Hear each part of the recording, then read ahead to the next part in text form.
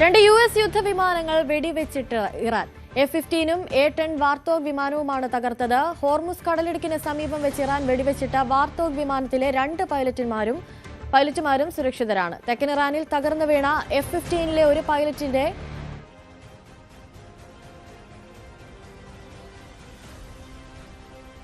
പൈലറ്റിനെ Israel രക്ഷപ്പെടുത്തി. ഒരാളെ കാണാനില്ല. ഇയാളെ പിടികൂടുകയോ വധിക്കുകയോ ചെയ്യുന്നവർക്ക് ഇറാൻ പാരിതോഷികം പ്രഖ്യാപിച്ചു.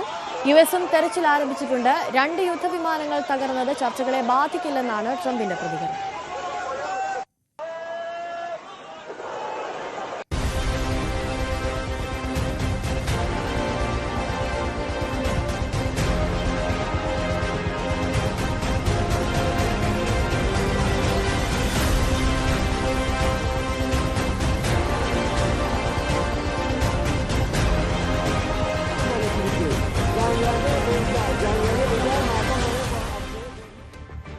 അതേസമയം ഹോർമുസ് കടലിടുക്ക് തുറക്കുന്നതുമായി ബന്ധപ്പെട്ട് ഇന്ന് UN-ൽ നടക്കാനിരുന്ന വോട്ടെടുപ്പ് അടുത്ത ആഴ്ചത്തേക്ക് മാറ്റിവെച്ചിട്ടുണ്ട്.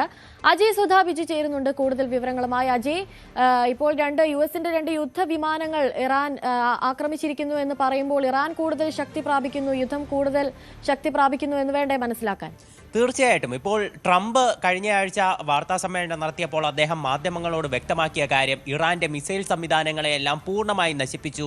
അവർക്ക് പ്രതിരോധിക്കാനുള്ള മാർഗങ്ങളില്ല, അവരുടെ എല്ലാവിധ പ്രതിരോധ മാർഗങ്ങളെയും തങ്ങൾ തകർത്തു എന്നാണ് ട്രംപ് അവകാശപ്പെട്ടത്. അതിന് തൊട്ട് പിന്നാലെയാണ് നിലവിൽ ഇറാൻ നടത്തിയിട്ടുള്ള ഈ ആക്രമണങ്ങൾ. ഈ 2 യുദ്ധവിമാനങ്ങൾ തകർന്നത് വൈറ്റ് ഹൗസ് വൃത്തങ്ങൾ തന്നെ ഔദ്യോഗികമായി സ്ഥിരീകരിക്കുന്നുണ്ട്.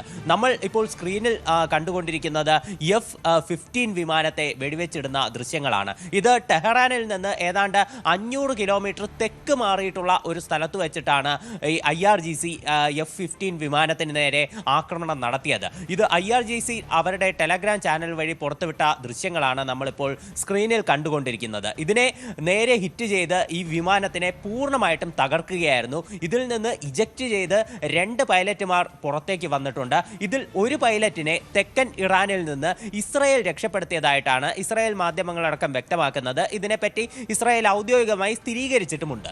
അതേസമയം മറ്റൊരു പൈലറ്റിനെ ഇപ്പോഴും കാണാനില്ല.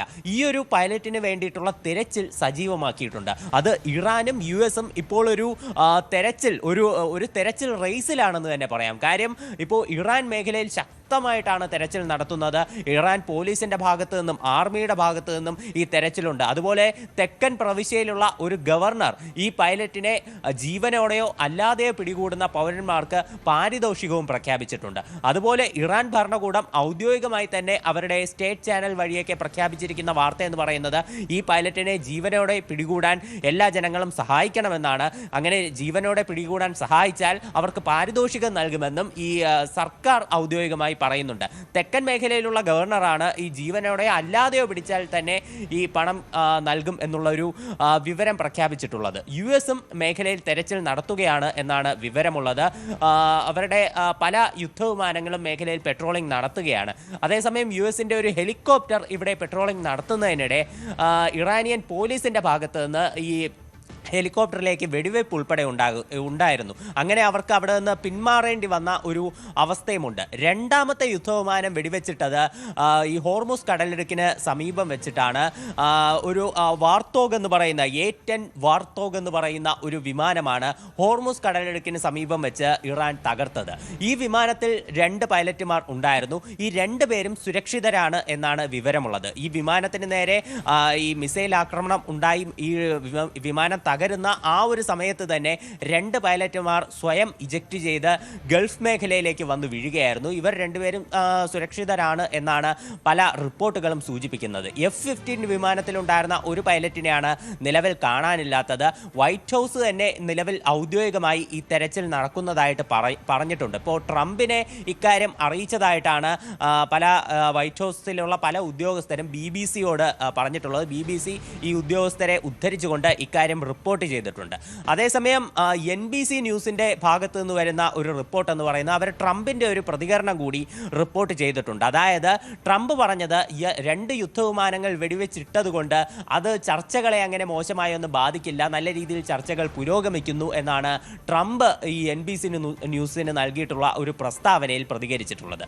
അതേസമയം US അധികൃതരുടെ ഭാഗത്തു നിന്നോ ട്രംപിൻ്റെ ഭാഗത്തു നിന്നോ വിഷയത്തെപ്പറ്റി നിലവിൽ ഔദ്യോഗികമായിട്ടുള്ള ഒരു പ്രതികരണം ഒന്നും ഉണ്ടായിട്ടില്ല.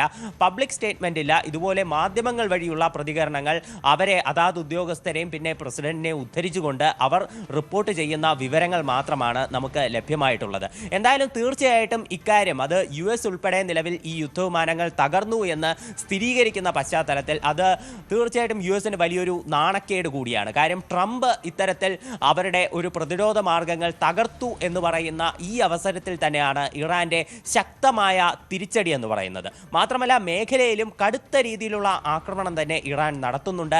സെൻട്രൽ ഇസ്രായേലിൽ ഒരാൾക്ക് പരിക്കേൽക്കുകയും മേഖലയിൽ നിരവധി കെട്ടിടങ്ങൾക്കുൾപ്പെടെ നാശനഷ്ടങ്ങൾ ഉണ്ടാകുന്ന ഒരു സാഹചര്യം ഉണ്ടായിട്ടുണ്ട്.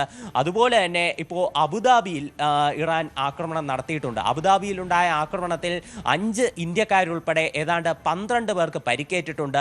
ഒരു ഈജിപ്ത് പൗരൻ കൊല്ലപ്പെട്ടതായിട്ടും നിലവിൽ റിപ്പോർട്ടുകളുണ്ട്. അതേസമയം ഹോർമുസ് കടലിടുക്കിന്റെ പ്രതിസന്ധി അതിപ്പോഴും രൂക്ഷമായി തന്നെ തുടരുകയാണ്. ഹോർമുസ് തുറക്കണമെന്നാവശ്യപ്പെട്ടുകൊണ്ട് ബഹ്റൈൻ UN-ൽ ഒരു പ്രമേയം കൊണ്ടുവന്നിരുന്നു കഴിഞ്ഞ ദിവസം.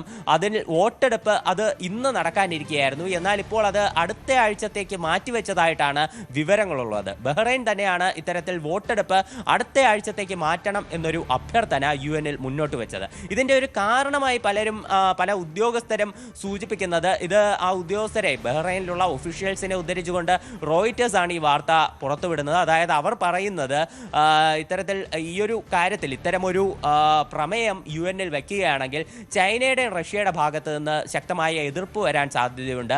അവർ വീറ്റോ ഉപയോഗിച്ചുകൊണ്ട് ഈ പ്രമേയത്തെ ഇല്ലാതാക്കാനും സാധ്യതയുണ്ട്. അപ്പോൾ സൗദി അറേബ്യയുടെ ഭാഗത്തു നിന്നും മറ്റ് ചില GCC രാജ്യങ്ങളുടെ ഭാഗത്തു നിന്നും റഷ്യയും ചൈനയും അനുനയിപ്പിക്കാനുള്ള ശ്രമങ്ങളുണ്ടായിരുന്നു. എന്നാൽ ഇത് വിജയിച്ചില്ല എന്നാണ് സൂചനകൾ. അവർ ഇത് എതിർക്കാൻ തന്നെയാണ് നിലവിലും പദ്ധതിയിട്ടിരുന്നത്. അപ്പോൾ ആ ഒരു റഷ്യയും ചൈനയും അനുനയിപ്പിക്കാൻ സാധിക്കാത്തതിനാലാണ് ഈ ഒരു പ്രമേയത്തിലെ വോട്ടെടുപ്പ് അടുത്ത ആഴ്ചത്തേക്ക് മാറ്റിവെച്ചതെന്നാണ് നിലവിലുള്ള വിവരം. ശരി, അജയ് സുധ ബിജു ആണ് കൂടുതൽ വിവരങ്ങൾ നൽകിയത്.